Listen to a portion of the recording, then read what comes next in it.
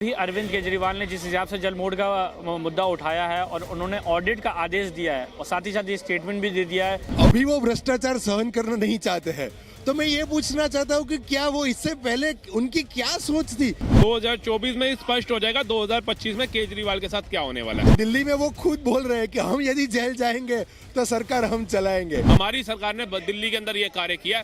गली मोहल्लों का हाल देख लो, सीवर लाइनें डंप पड़ी है, कूड़े के पहाड़ जो अब तक हमारे गाजीपुर बादली में देखने को मिलते थे वो गली मोहल्लों में देखने को मिल रहे हैं।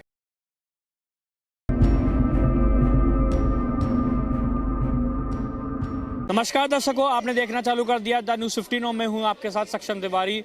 मुख्यमंत्री अरविंद केजरीवाल ने जल बोर्ड का मुद्दा उठाया है और उन्होंने सीएजी की में ऑडिट का आदेश कर दिया और उन्होंने ये भी कह दिया है कि वे भ्रष्टाचार बिल्कुल नहीं सहेंगे।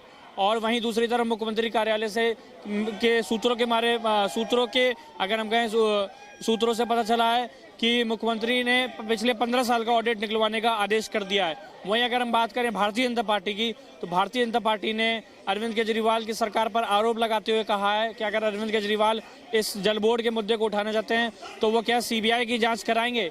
इसी मुद्दे को लेकर हम जनता के बीच में जाएंगे और जानेंगे जनता की क्या राय है। हमारे साथ यहाँ पर एक जन मौजूद है, हम उनसे बात कर लेते हैं। सर, अभी अरविंद केजरीवाल ने जिस हिसाब से जल बोर्ड का मुद्दा उठाया है और उन्होंने ऑडिट का आदेश दिया है और साथ ही साथ ये स्टेटमेंट भी दे दिया है कि अब वो भ्रष्टाचार बिल्कुल नहीं सहेंगे। और उनके मुख्यमंत्री कार्यालय से ये पता भी चला है कि पिछले 15 साल, अभी जो 15 साल बीते हैं उसका भी ऑडिट निकाल रहे हैं। तो कहीं और वहीं भारतीय जनता पार्टी की अगर बात करें तो भारतीय जनता पार्टी कह रही है कि अगर ये इस मुद्दे को अभी उठाना चाह रहे हैं चुनाव के समय, तो सीबीआई जांच करा लें और अपने ही जल बोर्ड के जो उपाध्यक्ष है उन पर कार्रवाई होनी चाहिए। तो इस पूरे प्रकरण को कैसे देख रहे हैं आप? जैसे अभी आप बता रहे हो कि अरविंद केजरीवाल जी का डिमांड है कि अभी वो भ्रष्टाचार सहन करना नहीं चाहते हैं, तो मैं ये पूछना चाहता हूँ कि क्या वो इससे पहले उनकी क्या सोच थी, वो अभी तक हम समझ नहीं पा रहे। दूसरी चीज ये है कि अभी जनता जो है, जनता जनार्दन है, वो पूरा इस मामले को समझ में आ चुका है कि all of a sudden election आते उसको रोल ओवर कर देना, उसके नए नए मुद्दे को लेके आने का और उसका ऑडिट डिमांड करने का। एक्चुअली हकीकत में यदि वो चाहते हैं कि इसका निष्पक्ष तपास होना चाहिए, इसका जो रियलिटी है वो पब्लिक के सामने आना चाहिए, तो कोई सेंट्रलाइज्ड एजेंसी है जो इंडिपेंडेंट एजेंसी है, उससे यदि जो तपास होती है तो जनता जनार्दन के पास उसका जो सही परफेक्ट अप्रोच है वो आएगा। वरना ये जो मुद्दा है वो शायद हम सब जैसे सामान्य जन के मन के अंदर ये मुद्दा शायद कहीं पे कहीं इलेक्शन का मुद्दा लग रहा है। बाकी यदि वो ट्रांसपेरेंट होते तो वो तो कब से सत्ता के अंदर विराजमान है। तो अकॉर्डिंग टू अस ये बहुत पहले आना चाहिए था। आज क्यों आया है वो एक क्वेश्चन मार्क जो आप पूछ रहे वो डेफिनेटली रहता है। अच्छा, ये भी एक आरोप लगता आया कि जब भी ऐसी कोई बड़ी कार्रवाई होती है या बड़ा मुद्दा उठता है तो अरविंद केजरीवाल जी के पास एक बटालियन तैयार है पूरी, तो वो अपने मंत्रियों में से एक दो मंत्री जेल भेज देते हैं, कहते हैं कि हाँ वो पूरा जुलूस के संग जेल यात्रा करवा देते हैं। और कहीं ना कहीं उनको ये लगता है कि अच्छा ये जेल भेजने से हमारे मंत्री तो अंदर है और हमारी छवि बाहर बहुत साफ रहेगी और हम अपना काम करते रहेंगे। जब तक ये अपने मंत्री तक की बात थी तब तक तो ये ठीक था, लेकिन अभी हम इधर देख रहे हैं कि दिल्ली में वो खुद बोल रहे हैं कि हम यदि जेल जाएंगे तो सरकार हम चलाएंगे। यानी यदि जेल क्या खुद जाना चाहते हैं, क्या अपने मंत्री को जेल भेज के सबका पब्लिक सिंपैथी एक्सपेक्ट करते हैं। लेकिन let me be very honest, when this has happened for the very first time public sympathy definitely gain हुई थी, लेकिन सिंपैथी की जगह ये जब मार्केटिंग का मुद्दा हो जाता है, जब पब्लिक को गुमराह करने का मुद्दा हो जाता है तो पता नहीं चल रहा है। पहले लर्नेड लोग जो थे, प्रोफेशनल लोग थे, वो सोच रहे थे कि नहीं ये बात सही हो सकती है।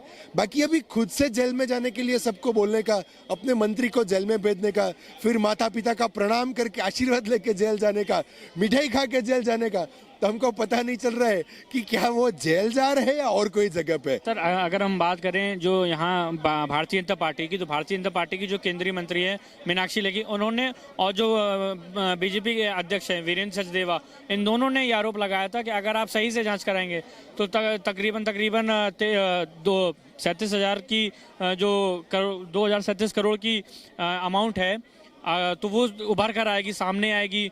और दूध का दूध हो जाएगा, पानी का पानी हो जाएगा। तो बीजेपी और जो आम आदमी पार्टी की जो खींचतान चलती आई है वो लगातार दिख रही सामने।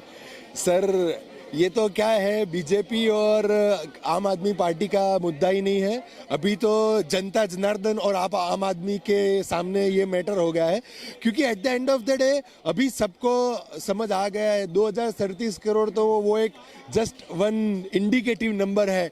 बाकी यदि ये सब की डिटेल में जांच होती है तो क्या कहाँ पे कितना बटा है वो सब 3,237 करोड़ है।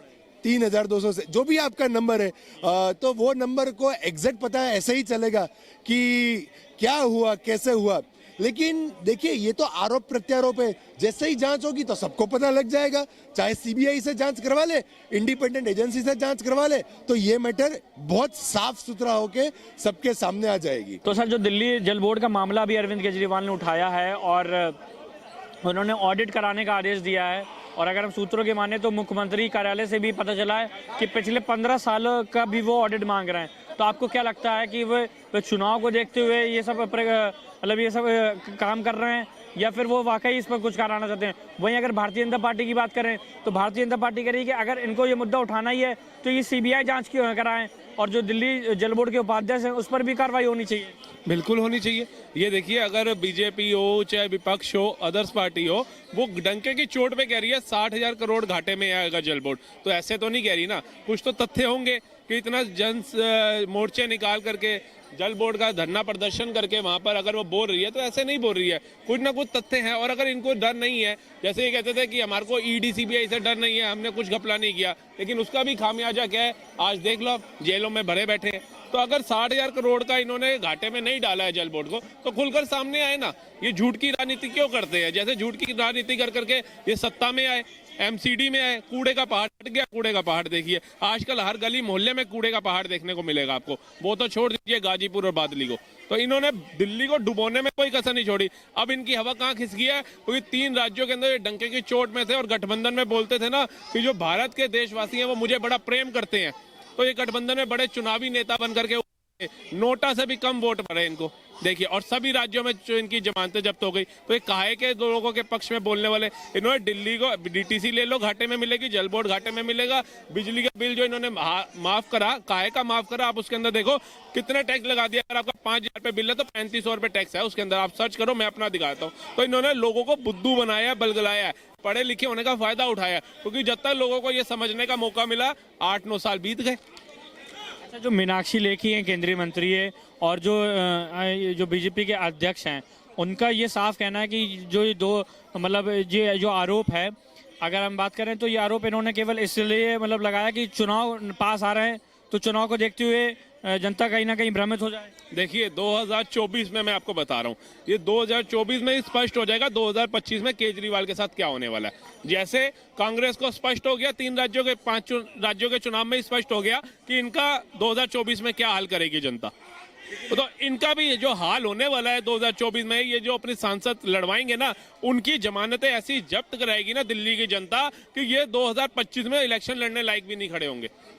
क्योंकि मीनाक्षी लेखी ने 3,237 करोड़ की जो 3,237 करोड़ रुपए की जो अमाउंट है उसका दावा करा है अरविंद केजरीवाल की सरकार पर कि इतने का घोटाला निकलेगा कन्फर्म है। इन्होंने यमुना अभियान के लिए कितना पैसा सेंटर से ले चुकी है, कहाँ है? क्या यमुना हो गई? अभी हाल ही में छठ पूजा का हाल देख लीजिए, झाग में खड़ी महिलाएं अपना छठ परिवार पूर्वक मना रही थी, ठीक है। आप देख लीजिए जो अभी एक वो बस चलनी थी, ट्रेन चलनी थी, उस बस के लिए पैसा नहीं था, सेंट्रल ने इनको इलेक्ट्रिक बस से दी है, जिसका श्रेय ये लेकर के जाते हैं। इन्होंने दिल्ली के अंदर पिछले 9.5 सालों के अंदर, मैं कहता हूँ एक एडवर्टीजमेंट को छोड़ करके, विज्ञापन को छोड़ के कोई काम अगर इन्होंने किया तो दिखा दें कि हाँ हमारी सरकार ने दिल्ली के अंदर ये कार्य किया। गली मोहल्लों का हाल देख लो, सीवर लाइनें डंप पड़ी हैं, पार्कों का बेहाल, कूड़े के पहाड़ जो अब तक हमारे गाजीपुर बादली में देखने को मिलते थे वो गली मोहल्लों में देखने को मिल रहे हैं। तो ये दुर्दशा कर दी है, और यही दिल्ली का पैसा ये अलग अलग राज्यों में जाकर के राजनीति में लगाते हैं।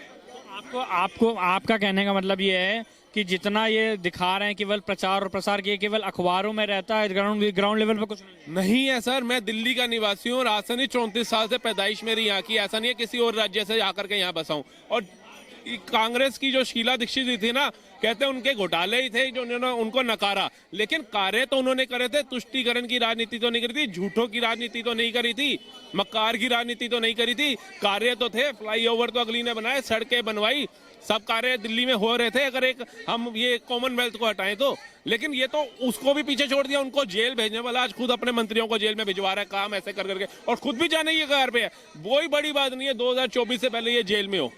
2024 से पहले जेल में हो। बिल्कुल, ये अभी एमपी भाग गया था और ये बोलता था मेरे पास समय नहीं है, मैं इलेक्शन लड़ने जा रहा हूँ छत्तीसगढ़, एमपी, राजस्थान के अंदर। अरे तुम काहे का इलेक्शन लड़ रहे हो? एक सीट तुम्हें मिली नहीं, जमानतें तुम्हारी जब्त हो गई, नोटा से भी कम वोट तुम्हारे को जनता ने दिए, तुम काहे के सुपर प्रधानमंत्री, पढ़े लिखे प्रधानमंत्री हो। मैं कहता हूँ ये देख लो प्रधानमंत्री का चेहरा, मोदी गारंटी करके मोदी जी कहाँ ले गए? 5 राज्यों के अंदर ऊपर आ गए। तेलंगाना के अंदर भी मैं कहता हूँ हार नहीं है, जीत है, 2 से 8 पे पहुंच गए। तुम देख लो तुम कहां पहुंचे हो। जमानतें जब्त करा दी अपने सारे बंदों के अंदर। क्या किया तुमने? दिल्ली को तो कुछ नहीं किया, क्योंकि उनको मूर्खों को भी समझ आ गया, अलग अलग देश के अंदर, अलग अलग राज्यों के अंदर जो लोग हैं ना, समझ आ गया कि दिल्ली का क्या हाल है। दिल्ली की जनता सोशल मीडिया पर आकर के ऐसे रोना नहीं रो रही कि दिल्ली का क्या हाल कर दिया। ये सेंटर के अंदर आने वाली जगह है, इसलिए खूबसूरत दिख रही है। कभी किसी गली मोहल्ले को जाकर के दिखाएंगे ना जब पत्रकार महोदय, तो आपको पता चलेगा कि दिल्ली का हाल क्या किया केजरीवाल ने। केजरीवाल ने सिर्फ अपना शीश महल बनाने में पैसा लगाया है, अपने अपने मिनिस्टरों को लग्जरी शादी, जैसे अभी इसकी हुई राघव चड्ढा की, परिणीति चोपड़ा से, कभी सोचा था इसने कि ये राज्य मंत्री के महल के अंदर शादी करूंगा, सिक्योरिटी फोर्सेस होंगी? सोचा था? कहाँ इनकी राज वाली जिंदगी हो गई, और जनता को मूर्ख बना के, जिनको कहते थे सेफ्टी सिक्योरिटी जनता की होनी चाहिए, पैसा जनता को मिलना चाहिए, मकान अच्छे जनता के होने चाहिए। आज एक जनता को बताओ इन्होंने घर दिया हो, और मैं डंके की चोट पे बताता हूँ, जहां झुग्गी वहां मकान का नारा देने वाले मोदी जी ने कितनों को मकान दे दिए। सरकार से भाजपा अरविंद केजरीवाल पर आरोप लगा रही है। हमने इसी मुद्दे पर जनता से राय ली और जनता से जाना कि वे इस पर क्या राय रखती है। ऐसे हम किसी और अन्य मुद्दे पर आपके बीच में जल्दी हाजिर होंगे। तब तक आप देखना ना भूलिए द न्यूज़ 15 कैमरामैन अंबर के साथ।